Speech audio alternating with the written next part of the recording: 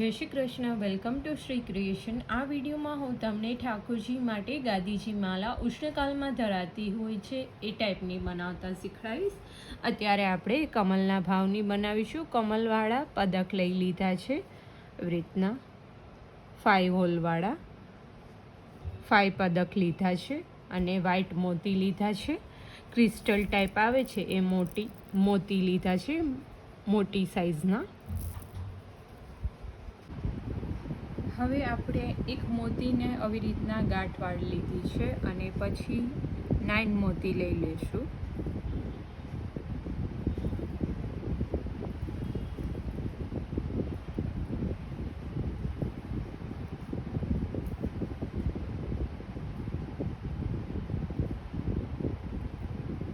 કેમ કે એક મોતી તો ઓલરેડી આપણે પહેલાં લીધેલું હોય એટલે 9 મોતી લઈ લેશું. 9 મોતી લેવાઈ ગયા બાદ જે ફર્સ્ટ હોલ હોય એમાંથી પદકમાંથી નીકળી જશું અને પાછા આપણે 10 મોતી લઈ લેવાના છે.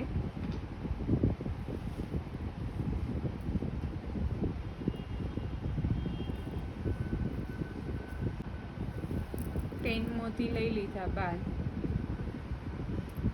પાછું આપણે એક સિંગલ પદક લઈ લેશું અને આ પદકમાં કમળ ઉપરની સાઈડ રહે અને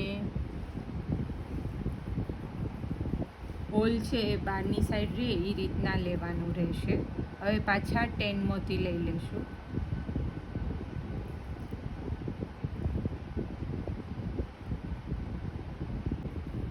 મોતી લીધા પછી આ વચ્ચેનું પેન્ડલ આપણે સેમ પદક યુઝ કરીને જ કરવાના છીએ, તો એના માટે આવી રીતના લેશું.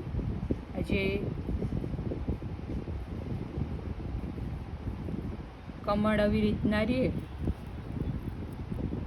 ના ઓરવાનું છે, આપ જોઈ શકો છો આવી રીતના.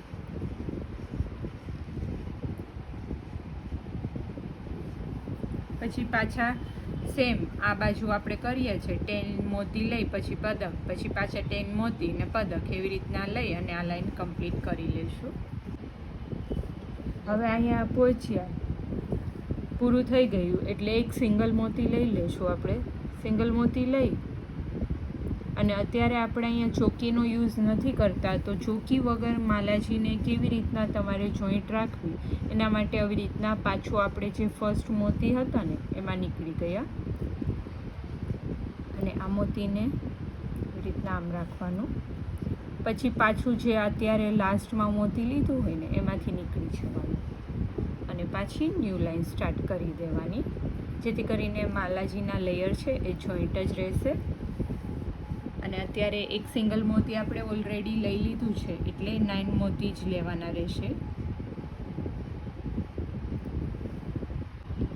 તો ટોટલ 10 મોતી થઈ ગયા અને અત્યારે હોલ મારે પદકમાં 5 છે, તો એક લાસ્ટમાં પરોવશું અને એક આ લાસ્ટમાં, અને વચ્ચેનો જે હોલ હોય એમાંથી નીકળી જશું. ટોટલ 3 લેયર કરું છું. જો તમારા વધારે લેયર કરવાના હોય તો મોતીની સાઇઝ થોડી નાની લેવાની, તો તમે વધારે લેયર્સ કરી શકશો. બાકી મોટી સાઇઝના મોતી હશે તો વધારે લેયર્સ નહીં થાય, કેમ કે પદકમાં ના સમાય, તો તમારે પદકની સાઇઝ થોડી મોટી લેવી જોશે. હવે સેમ વે 10 લઈ લઈશું બંને અને અહીંયા વચ્ચે પહોંચી જશું. હવે અહીંયા આપણે પદક પાસે પહોંચ્યા છે મેઇન પેન્ડલ પાસે, એટલે એક મોતી વધારી દઈશું અને આમાં બી જે વચ્ચેનો હોલ હોય એમાંથી આવી રીતના નીકળી જશું. તમે આમ જોઈ શકો, જરૂર લાગે અને વધારે તમારે વધારવા હોય તો બી તમે વધારી શકો, પણ આપ જોઈ શકો છો આવી રીતના રાઉન્ડ મારીએ છીએ પ્રોપર, એટલે આ પ્રોપર છે.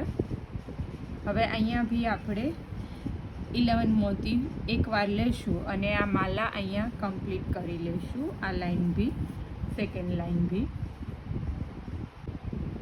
હવે અહીંયા આપણે પહોંચ્યા છે સેકન્ડ લેયરમાં, એટલે જેવી જ રીતના આપણે વાં કર્યું હતું એવી જ રીતના આ જે ફર્સ્ટ લેયર હોય ને એનું ફર્સ્ટ મોતી હોય એમાંથી આવી રીતના નીકળી ગયા બાદ જે સેકન્ડ લેયરનું લાસ્ટ મોતી હોય લીધેલું એમાં આવી રીતના પાછું નીકળી જવાનું. એટલે આ બંને લેયર જોઈન્ટ થઈ ગયા. અને હવે ન્યૂ લેયર સ્ટાર્ટ કરવા માટે એક સિંગલ મોતી લઈ લઈશું. સિંગલ મોતી લઈ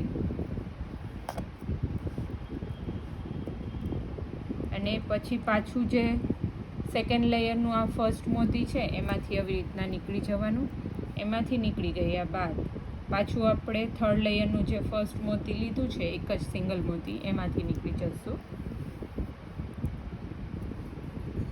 તો આ જોઈન્ટ થઈ ગયું છે, આપ જોઈ શકો છો. આવી રીતના ત્રણેય લેયર કનેક્ટેડ જ રહેશે અને સેમ વે જ રિપીટ કરવાનું છે. આપણે અત્યારે એક મોતી લઈ લીધું છે એટલે 9 મોતી 9 મોતી લઈ લઈશું અને લાસ્ટ જે હોલ હોય એમાંથી નીકળી જશું. એવી રીતના વચ્ચે સુધી બનાવી લઈશું. હવે અહીંયા આપણે વચ્ચે પહોંચ્યા છીએ તો અહીંયા આપણે 10 લીધા હતા, અહીંયા 11 લીધા હતા અને અહીંયા જોઈ લેવાનું કે આવી રીતના આપણે માલાજીમાં કેટલા આવે એમ છે એ પ્રમાણે આપણે મોતી લઈ લેવાના છે. 1 થી 2 મોતી વધારે તમારે લેવા જોશે પરફેક્ટ ફિનિશિંગ માટે. આપ જોઈ શકો છો આટલું ફિનિશિંગ આવવું જોઈએ.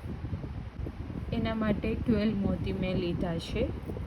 2 મોતી, અહીંયા 10, અહીંયા 11 અને અહીંયા 12. એટલે બધા લેયરમાં એક એક મોતી આપણે વધારતા જવાનું છે અને સેમ વે રિપીટ કરવાનું છે. એવી જ રીતના આ બાજુ આપણે લેયરમાં વધારે મોતી લઈ લઈશું અને પછી તો સેમ 10 જ મોતી લેવાના છે અને માલાજી કમ્પ્લીટ કરી લઈશું.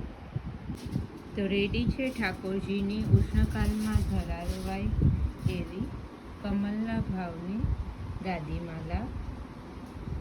બહુ જ ઇઝીલી તમે બનાવી શકશો આ વિડીયો જોઈને. તો કમેન્ટ કરી અને જણાવજો તમને આ વિડીયો કેવો લાગ્યો. જય શ્રી કૃષ્ણ.